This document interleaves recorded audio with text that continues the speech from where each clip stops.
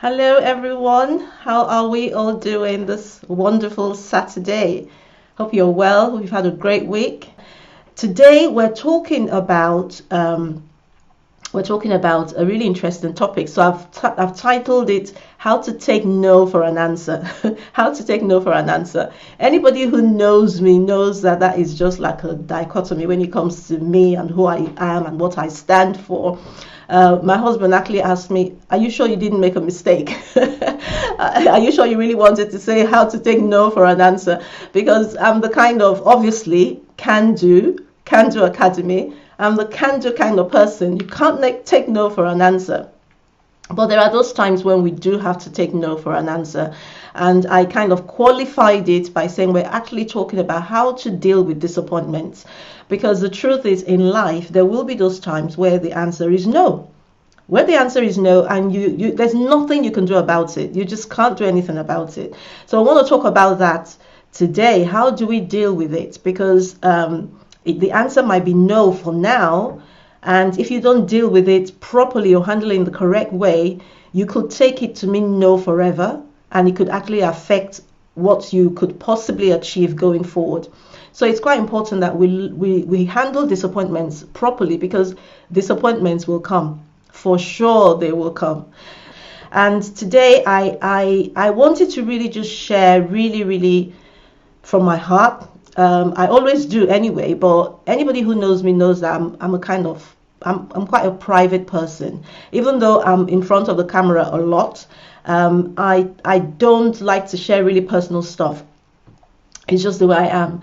But today I wanted to really just share with you from the lessons I've learned along my journey. So when I'm talking about dealing with disappointments, I'm going to be sharing with you some of the disappointments that I have experienced and some of the things that I've just experienced, particularly perhaps in the last year. And to be fair, I'm sure most of us have had disappointments that we've had to deal with this year.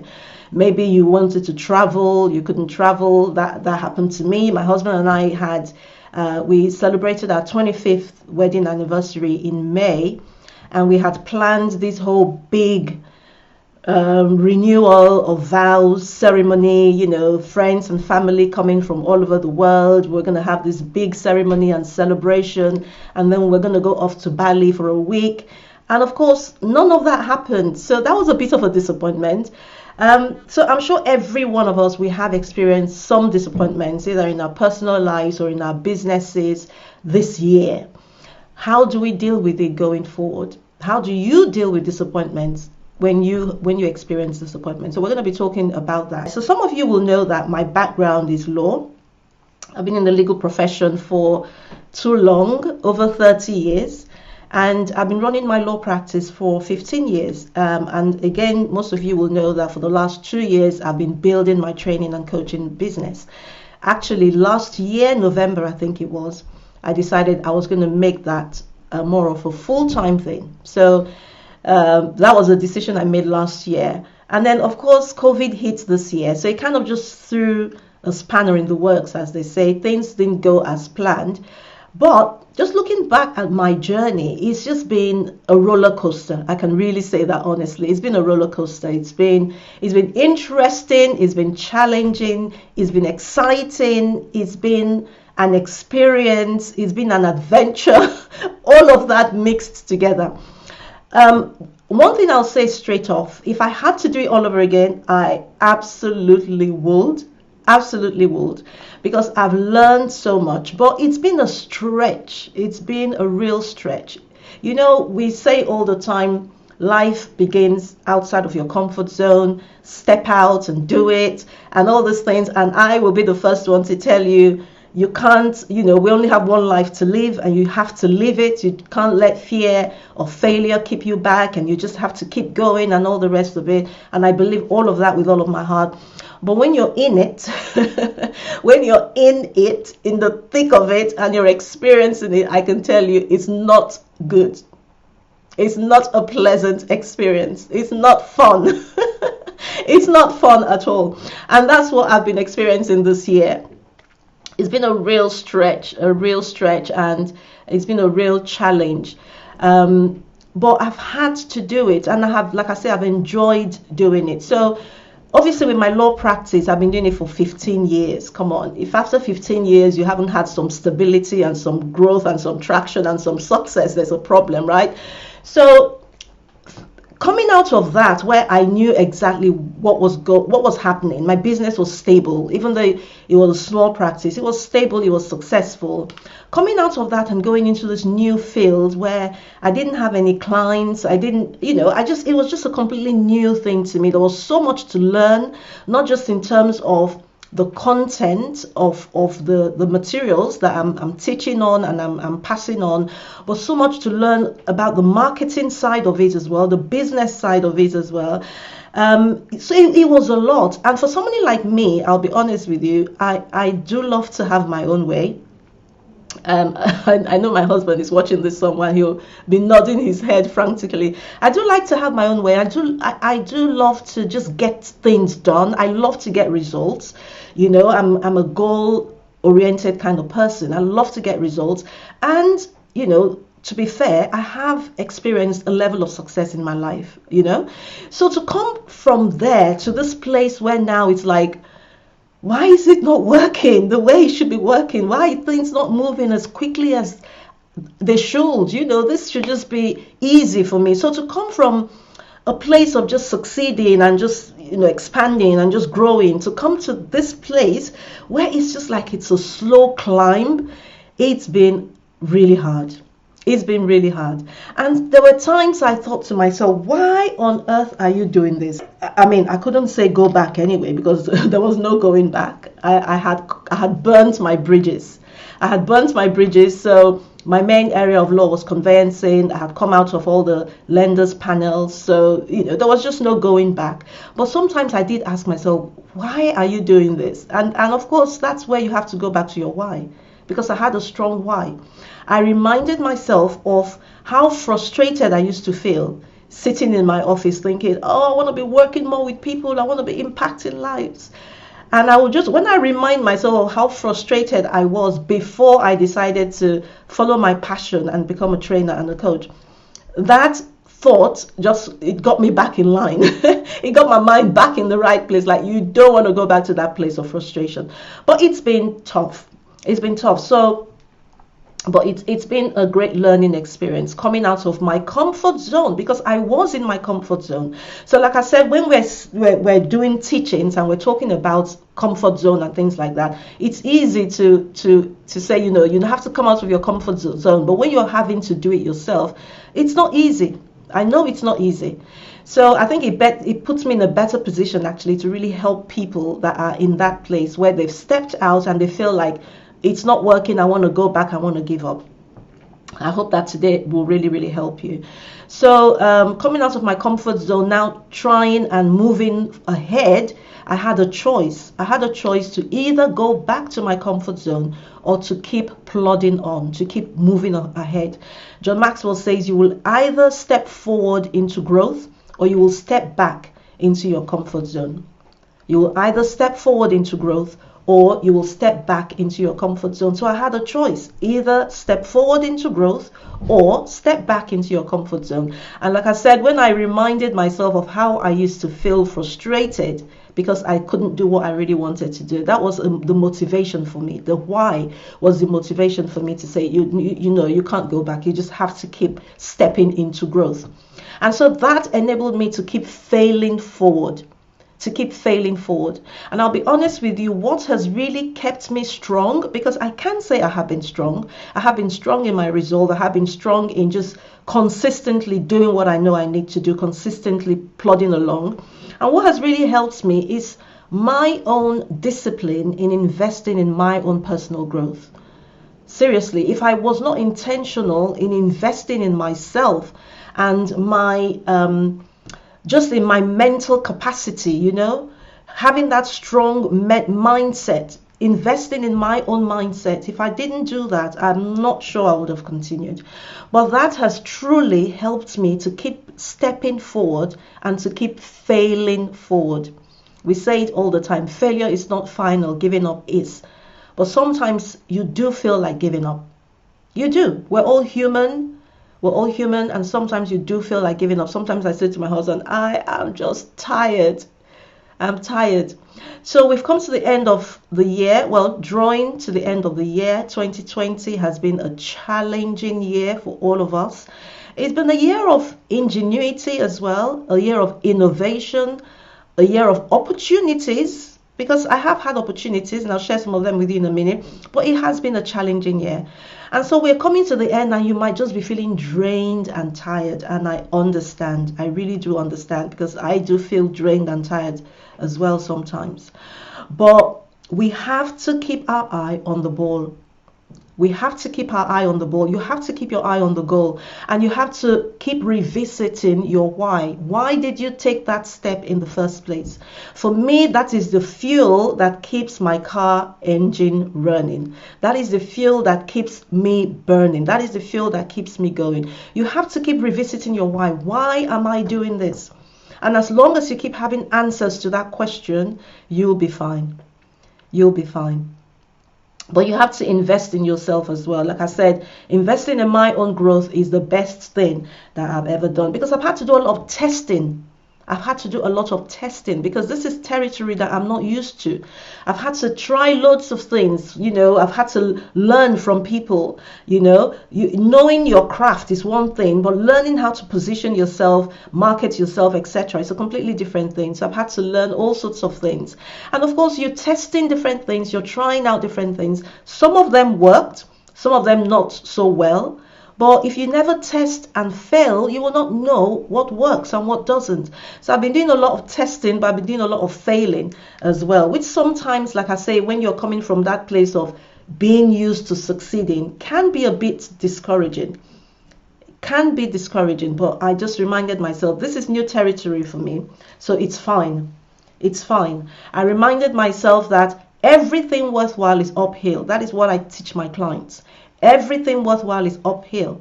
So when I remind myself that everything worthwhile is uphill, I get my mind away from that place of why is it being so hard, or why is it taking so long. I remind myself it's because you're going uphill, and uphill is not an easy task.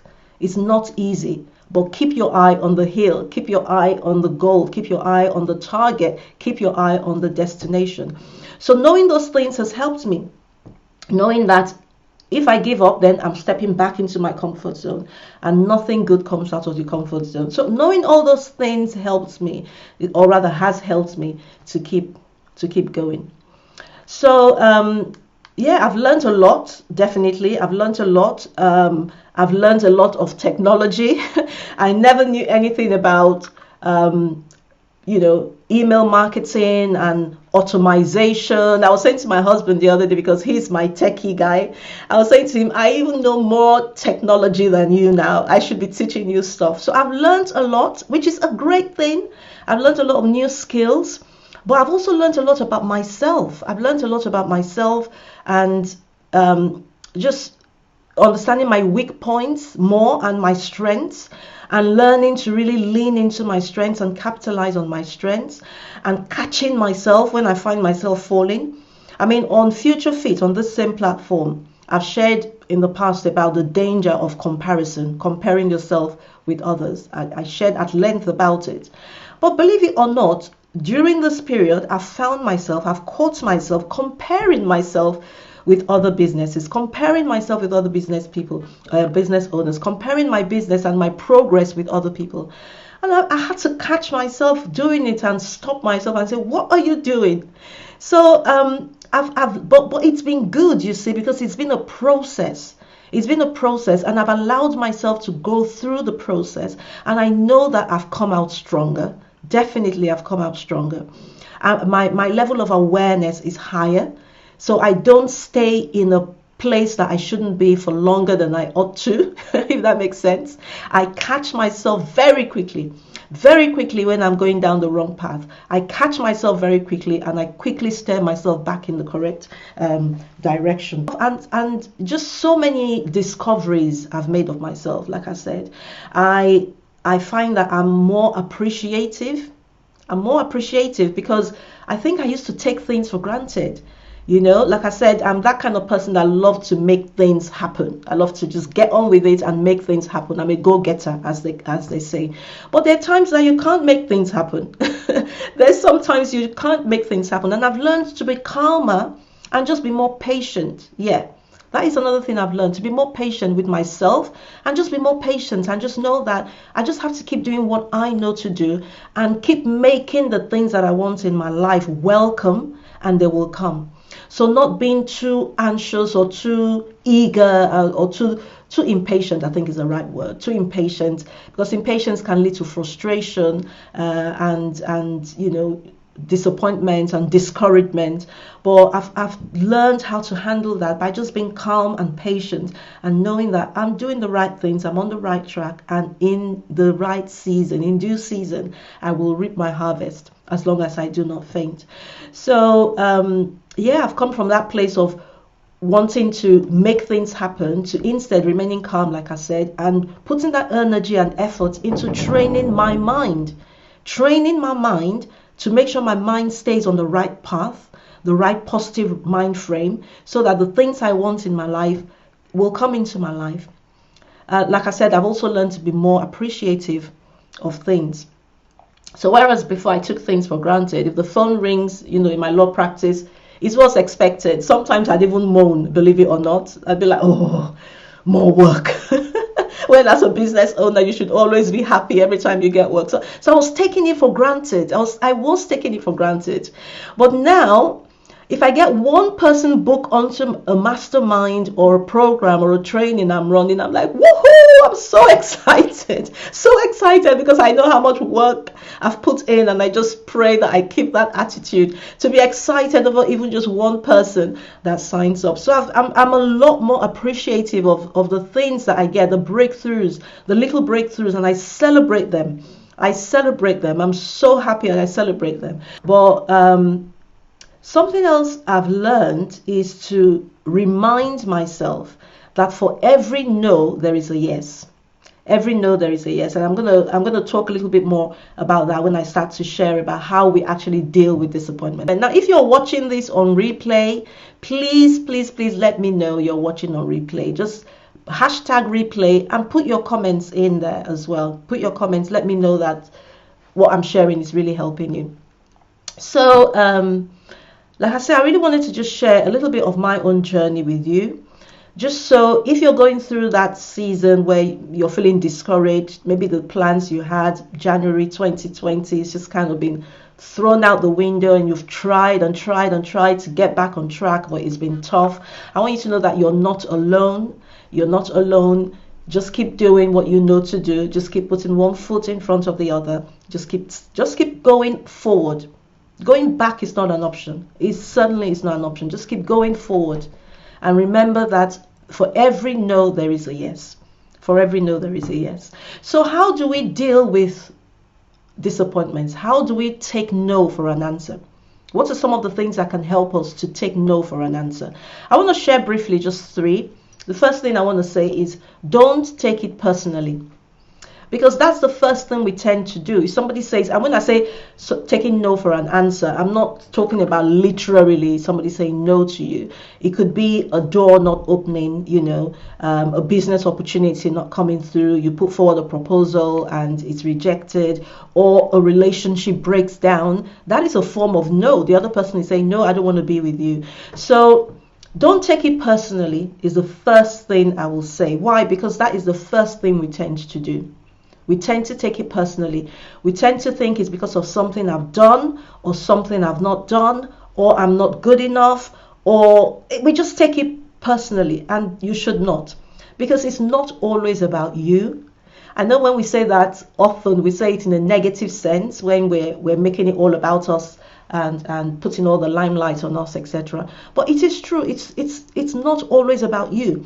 So it might have absolutely nothing to do with what you've done wrong or something you haven't done right. It might all have to do with the other person or their circumstances, or it might just not be the right time. They might not be ready.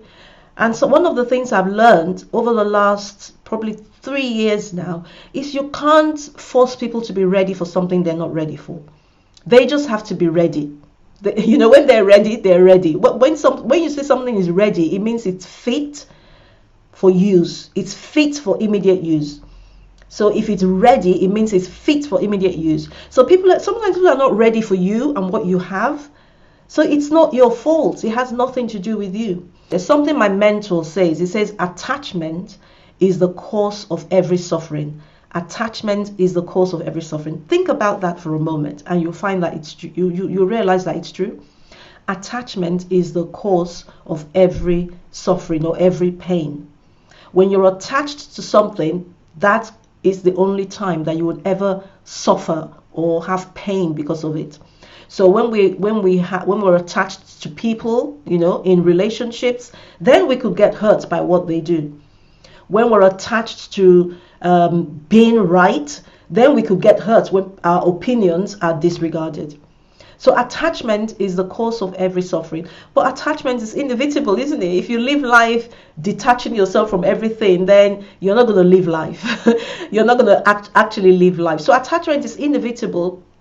But what we can do when we come against that disappointment, or when we hear that no, however way it comes, is to detach ourselves from it. Let it go. Let it go. Coming from somebody like me, trust me, that is a big thing. That is a big thing. But that's what you have to do. Let it go. Let it go. Don't hold on to it. Don't hold on to it and think, oh, if only it had worked out. Because when you hold on to it, you keep yourself in the past. That's what you do. And you blind yourself to what lies ahead of you. So sometimes the question that we're asking is, why did it happen to me? So when you're asking why did it happen to me, you're looking to the past. You're looking in your past for answers. You're looking at what's happened and you're focusing there. What you should be asking is, what do I do now? What do I do now is a different question. You're looking ahead. You're looking forward. And that's what you need to do. So if your business proposal was rejected, what do I do now? How can I improve it?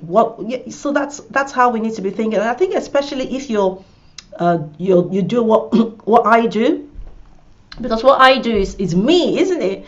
So when I offer someone a training or coaching or whatever, it's me. It's a part of me that I'm giving them. It's what I have that I'm giving them. It's quite personal. So it's easy for coaches and consultants and trainers to take criticisms or disappointments like that personally. But we absolutely should not. Absolutely don't take it personal. So that's the first thing I'll say to you. Let it go. Let it go. The second thing I'll say is we need to learn to manage our expectations. We need to learn to manage our expectations. Again, that's something that I have had to learn over the last probably 3 years. Manage your expectations of yourself, of others, of the world generally.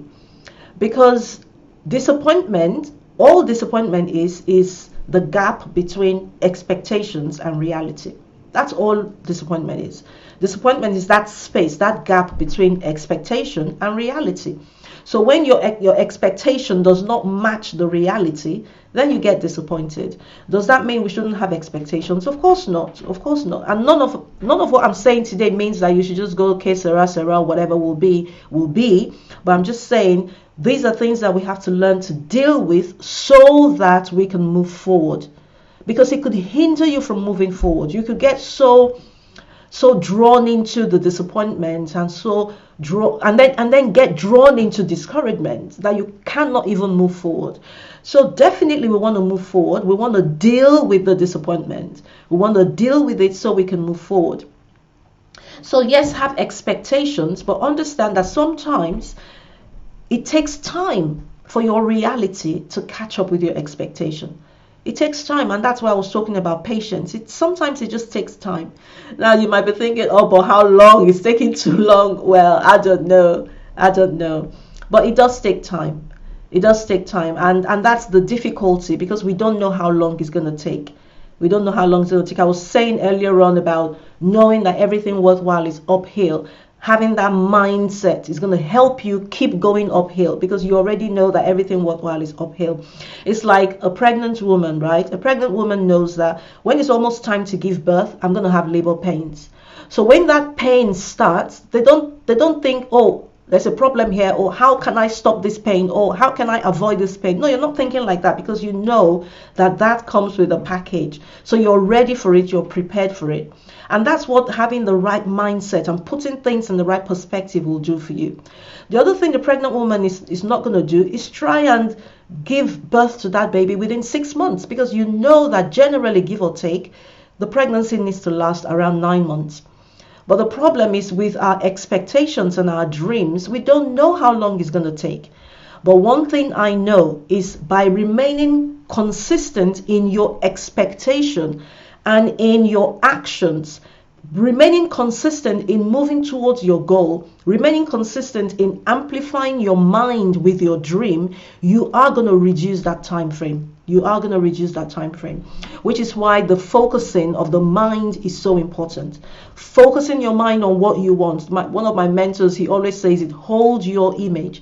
Hold that image of what you want in your mind, and that will help you to keep taking the steps to remain in the right frequency and in the right vibration that will amplify the speed and to help you really connect with it, and then it becomes your reality.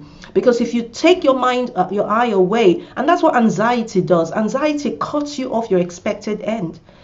Anxiety cuts you off your expected end. So don't be anxious, be calm, and just know that it will come. It will come at the right time. It will come. So, but you have to manage your expectations. Manage your expectations. Don't expect that it will happen overnight. An oak tree does not grow overnight, and especially depending on what you're working on as well. It's chances are it's not going to happen overnight. So managing your expectations, like I say, of yourself. Don't get too disappointed when you give yourself a command and you don't follow it through. So manage your expectations of yourself, of others. That is so important. We sometimes expect so much from people, but you have to manage your expectations of people and of the world generally. Okay, my third point for you today: rejoice knowing that there's always a way. Okay, so that's my third point for you. Rejoice in the knowledge that wherever there is a no, there is a yes. So there is always a way.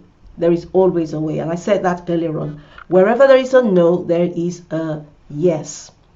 It's just the way it is. It's a law of opposites, isn't it? If you have a high, you have a low. There's high tide, there's low tide. There's up, there's down. There's inside, there's outside. There's, so it's just a law of opposites. So if there is a no, there is a yes somewhere. If there is a no, there is a yes somewhere. And that's what we're talking about today, isn't it? How to take no for an answer. So rather than keeping your eye fixed on the no and dwelling on the fact that somebody has told you no, open your eyes to find where the yes is. Rejoice in that truth, because it is a truth. It's an eternal truth. It's a universal truth that wherever there is a no, there is a yes. Wherever there is a shut door, there is an open door. So rather than standing in front of the shut door and crying over the fact that the door is shut and just wishing you had done something different so the door didn't get shut, why don't you find the open door? Find the yes. Find the yes. Again, one of my mentors, I think it's either Paul Martinelli or John Maxwell, he says you have to always be in a constant pursuit of a yes.